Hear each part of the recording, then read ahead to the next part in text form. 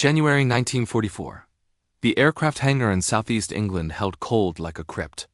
General George S. Patton Jr. stood motionless in the vast shadowed space, his breath ghosting white before his face as he surveyed what appeared to be the iron spearhead of Europe's liberation. Row upon row of American tanks stretched into darkness, hulking silhouettes of Sherman steel that promised to crush anything the Wehrmacht could throw at them. Patton moved forward, his boots echoing on concrete. He reached toward the nearest tank, his gloved hand extending toward the turret. His fingers never met metal. They passed clean through. The tank shuddered softly, rippling in a draft. Rubber, canvas, air, an inflatable phantom sculpted to fool cameras in the sky.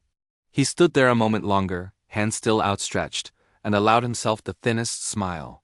This theater of shadows, this magnificent lie, this was the first United States Army group. On paper, the largest invasion force ever assembled. 11 divisions, hundreds of thousands of men. Thousands of tanks, landing craft, trucks, aircraft. All meticulously documented, all monitored by German intelligence, and every single battalion, every vehicle, every soldier manufactured from canvas, rubber, and audacity. 3 months earlier, deep beneath London's streets, British intelligence had laid before Winston Churchill an equation written in blood. The Allies would land in France. That much was inevitable. But Germany had 50 divisions scattered across France and the Low Countries. If even half converged on the invasion beaches, the assault could collapse before it reached the bluffs. Tens of thousands dead in the surf. The war stretching into 1946, perhaps beyond. Churchill sat in silence, cigar smoke curling toward the bunker's low ceiling, and asked the only question that mattered. How do we stop them from knowing where we're coming? The answer was not to hide the invasion. The answer was to make Hitler see one that didn't exist. They called it Operation Fortitude. To succeed, it required more than camouflage or scattered misinformation. It required a complete reconstruction of German expectations. It needed fake armies, phantom radio networks, turned spies feeding lies so carefully crafted they became indistinguishable from truth. And above all, it needed a face, a commander the Germans feared so deeply that his mere presence would validate every piece of fabricated intelligence. One name rose immediately. George S. Patton. To German intelligence, Patton embodied American armored warfare. Ruthless, fast, unpredictable. The only Allied general capable of leading the decisive strike into occupied Europe. He was also currently in disgrace, removed from combat command after slapping 2 shell-shocked soldiers in Sicily. Which made him perfect. British intelligence decided to weaponize his reputation and his exile both. Patton's new orders arrived without fanfare. He would not lead the invasion. He would pretend to. He would tour bases across Kent and Sussex, inspect non-existent units, deliver fiery speeches to troops who weren't there, and allow himself to be seen wherever German eyes were watching. Every appearance would send analysts in Berlin scrambling. Every photograph would reinforce the story they needed. Germany to believe that Patton was preparing the main assault across the narrowest point of the Channel, the Pas de Calais. Across the fields of southeast England, construction crews built an army designed only to be seen from above. Inflatable tanks arranged in textbook formations. Artillery crafted from painted logs and scaffolding. Plywood aircraft. Canvas landing craft stretched over wooden frames. Through a reconnaissance lens at 15,000 feet, they looked flawless. Up close, they were theater props. But German pilots never got close. Props alone wouldn't convince Berlin. German intelligence cross-referenced everything: radio intercepts, agent reports, signals, traffic. So the Allies created an entire ecosystem of deception to surround the Phantom Army. A network of military radio transmitters crackled to life across southern England, broadcasting thousands of encrypted messages weekly. Requisition forms, movement orders, supply manifests, logistics coordination. All of it coded in ciphers the Allies had deliberately allowed Germany to break. An entire army's nervous system, pulsing with false life. Then came the spies. By 1944, Britain's double-cross system had turned every single German agent operating in the United Kingdom. Some had been captured and flipped. Others had worked for British intelligence from the start without Berlin ever suspecting.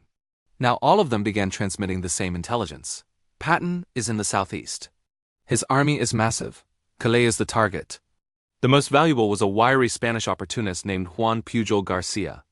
Rejected initially by British intelligence, Garcia had offered his services to Germany, invented an entire spy network from whole cloth, and convinced the Abwehr he was their most critical asset in Britain, all while sitting safely in Lisbon, fabricating reports from guidebooks and newsreels. When MI5 finally discovered what he'd accomplished, they brought him to London and gave him a coding name that reflected his performance: Garbo. By 1944, the German High Command trusted Garbo more than some of their own field officers. So when his fictitious network of subagents reported seeing Patton's forces swelling across Kent camps overflowing, airfields buzzing, tank battalions massing, Berlin believed it without question. In his war room, Hitler reviewed the intelligence with grim satisfaction. Everything confirmed what his instincts had told him from the beginning. The Allies would strike at Calais. It was the only logical choice. Shortest crossing. Fastest route to the Ruhr. Ideal range for fighter cover. Patton would lead it. Normandy, if touched at all, would be nothing but diversion. And the greatest deception in military history tightened its grip. Hitler was certain. To him, Calais wasn't speculation, it was geometric necessity. The channel narrowed to 21 miles there. Allied fighters could dominate the skies. Armored spearheads could reach Germany's industrial heart in weeks. Any competent strategist would choose Calais. And everything his intelligence services fed him reinforced that conviction. German agents, all controlled by Britain, reported Patton's buildup intensifying. Reconnaissance flights returned with photographs of sprawling encampments and tank parks. Signals intelligence intercepted relentless radio traffic consistent with final preparations. Every source, every method, every angle of intelligence gathering pointed to the same conclusion. Hitler ordered Field Marshal Rommel to fortify the entire Atlantic Wall, but the truly formidable defenses rose at Calais. There, Germany's 15th Army weighted 19 divisions. Over 200,000 men, poised to annihilate the invasion on the beaches and hurl the Allies back into the Channel. If Calais held, Hitler believed, Germany could shift its full weight east against the Soviets. Victory remained possible. But only if Calais held. As spring faded toward summer, the performance intensified. Patton made carefully orchestrated public appearances. He inspected units that existed only on organizational charts. He gave speeches dripping with characteristic bravado, his words crafted to reach German ears through the agents Britain controlled. Each sighting was photographed, analyzed, catalogued. German intelligence tracked his movements like astronomers charting a comet. They watched his army swell. They had no idea they were watching ghosts. On the night of June 5, 1944, the real invasion force slipped across the Channel under cover of darkness. 5 divisions, not 11. Departing from ports along the southern coast, not the southeast. Aimed at Normandy, not Calais. Led by General Omar Bradley, not George Patton. While Patton's phantom army gleamed under moonlight in Kent, 150,000 men sailed toward beaches Hitler had deemed secondary. Shortly after midnight on June 6, paratroopers from the 82nd and 101st Airborne began dropping into the Norman hedgerows. German commanders reported the landings immediately, their confusion sharp and urgent. This wasn't Calais. This wasn't the plan. What were the Allies doing? But at 3 a.m., as the first landing craft approached the Normandy shore through darkness and shellfire, an urgent message arrived at German intelligence headquarters in Madrid. It came from Garbo, Hitler's most trusted agent. The man who didn't exist. Garbo apologized for the late hour but insisted the intelligence was critical. Normandy was a diversion. The real invasion, Patton's main assault, was still preparing to strike Calais. The Normandy landings were an elaborate feint designed to pull German reserves away from the true objective. Hold Calais at all costs. British intelligence had timed the message with surgical precision. Too early, and the Germans might have reinforced Normandy before the landings. Too late, and it would lack credibility. But arriving just as the assault began, too late to stop it. Early enough to shape strategic response, it felt authentic, desperate, real. And it worked exactly as designed. By dawn, while men died in the surf at Omaha Beach, Garbo's message reached Hitler's headquarters. But Hitler was asleep, and his staff dared not wake him. They reviewed the intelligence themselves. Normandy was substantial, yes. But it was also precisely what a diversionary attack would look like: frantic, improvised, thrown together to draw attention. Meanwhile, Patton sat in England commanding the greatest concentration of forces on the continent. The math was simple. When Hitler finally woke and reviewed the situation, he made his decision without hesitation. Normandy was the trap. Calais remained the target. The 15th Army would hold position. Throughout June 6, German commanders in Normandy screamed for reinforcements. They could see what Hitler refused to acknowledge. This was no feint. The Allies were pouring ashore in staggering numbers. If the panzers didn't arrive within hours, the beachhead would solidify. Hitler was unmoved. Patton hadn't crossed. The 1st U.S. Army Group remained in England, its radio traffic constant, its presence confirmed by every intelligence source. Therefore, Normandy could not be the main effort. He ordered the 15th Army to remain at Calais. The deception machine continued. Radio traffic from Patton's Phantom divisions surged. Garbo submitted new reports. His subagents spotted increased activity, supply movements, all the signatures of imminent assault. The Germans intercepted every transmission. They believed all of it. Even as Allied forces bled inland, hedge by hedge, village by village, the German high command waited for Patton. Days became weeks. The Normandy lodgment widened and deepened. More divisions landed. Supplies flowed ashore in mountainous quantities. The beachhead thickened into something that could not be dislodged. German commanders pleaded. Send the 15th Army. Send the panzers. Send something before it's too late. Hitler refused. Normandy's very success proved it was meant as distraction. Patton was the key. His army hadn't moved. The invasion wasn't over. 2 weeks after D-Day, 19 German divisions still sat idle at Calais, guarding empty beaches against an army that didn't exist. Meanwhile, 500,000 Allied soldiers pushed deeper into France. Some Allied planners began to worry.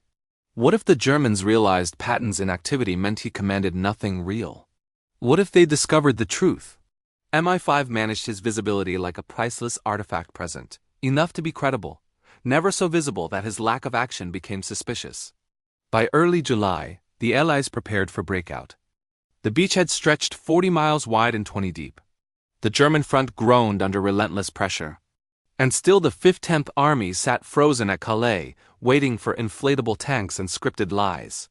On July 25th, Operation Cobra shattered the stalemate.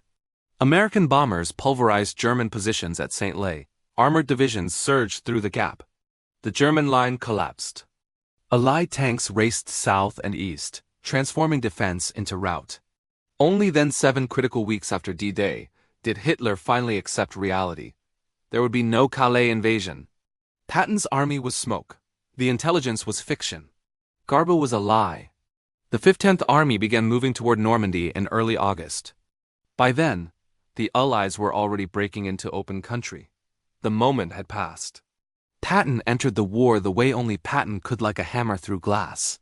Now commanding the real Third Army, he tore across France with the speed and fury the Germans had always feared. Except this time the tanks were steel, the fuel was real, and there was no phantom invasion to anticipate. Only the brutal fact that the 15th Army, frozen at Calais for 2 months, was powerless to stop him. In a final, perfect irony, German intelligence awarded Garbo the Iron Cross Second Class that same summer. They honored him for his accurate reporting, his insight into Allied strategy, his warnings about Calais. Hitler personally approved the decoration. It was one of the few times a foreign agent had ever received such recognition. What they never discovered was that Garbo had been working for Britain all along. His network of 27 agents existed only in the imaginations of MI5 case officers. Every message, every detail, every warning about the phantom invasion was carefully designed fiction. And those lies anchored 250,000 German soldiers in the wrong place for 7 weeks. After the war, British intelligence calculated the impact in cold numbers. Operation Fortitude had removed 19 divisions from the Normandy battle during the period when they could have made the difference. Those divisions might have shattered the beachhead. They might have driven the Allies into the sea. They could have extended the war by years and multiplied its cost and lives beyond calculation. Instead, they guarded empty beaches while history pivoted elsewhere. Hitler never admitted deception, not publicly, not in private. Even in the Vorbunker, as Berlin crumbled, he blamed his generals. Too slow, too timid, too blind to see the larger Allied strategy. He never acknowledged the orders he personally issued. freezing the 15th Army at Calais. He never accepted that his refusal to sea cost him the West, because the truth cut too deep. The deception succeeded because it fit perfectly with what Hitler already believed. Calais was logical. Patton was dangerous, therefore Patton would strike Calais. British intelligence didn't create that belief. They simply fed it, nurtured it, amplified it until it became unshakable. Hitler trusted his instincts more than his commanders. He trusted his intelligence services more than the evidence unfolding before him. And because he trusted the wrong things, he lost the war in the West. Patton himself found the entire affair darkly amusing. He'd spent months commanding an army of rubber tanks and wooden ships. It wasn't the role he'd wanted. But in hindsight, it was perhaps the most consequential command of his life. By sitting still in England, he made Normandy possible. By existing where Hitler expected him, he froze the 15th Army in place. And when he finally unleashed his real divisions, the forces that should have stopped him were days late and hundreds of miles out of position. When Fortitude ended, its props vanished quietly. Inflatable tanks were deflated and stored. Wooden landing craft dismantled. Radio networks went silent. Double agents moved to new assignments. But the operation's impact endured. It proved that deception, executed with precision and imagination, could be as decisive as any battlefield maneuver.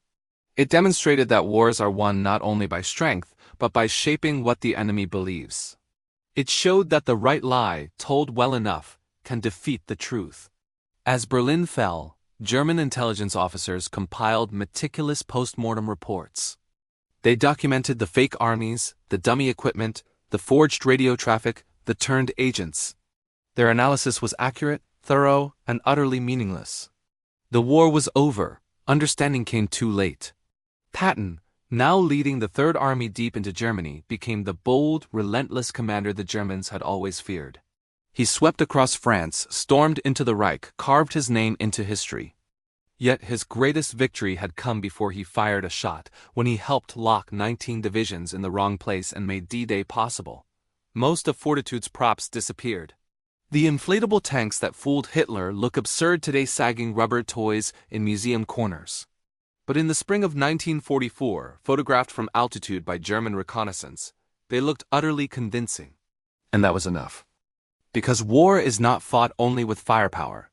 It is fought with perception. And an enemy who believes a lie deeply enough will march himself straight into defeat. In late July, with Normandy secured and Patton days from joining the fight, Hitler addressed the deception in his war diary. His words were clipped, bitter, devoid of reflection. The intelligence was wrong, Calais was deception. Patton was never coming. No acknowledgement of his own stubbornness. No acceptance of responsibility, only blame redirected elsewhere. All because a Spanish chicken farmer named Juan Pujol García built a web of lies so convincing it earned him medals from both sides of the war. He lived quietly for decades afterward, his role hidden until the 1980s. When his identity finally emerged, historians hailed him as one of the war's most significant intelligence assets, the man who convinced Hitler that a non-existent invasion was the main threat. The only person in history decorated by both Nazi Germany and Great Britain for the same operation. In the fields of Kent and Sussex, where Patton's ghost army once stood, nothing remains. British farmers who watched the strange spectacle, inflatable vehicles, wooden ships, marching actors, kept their silence for decades.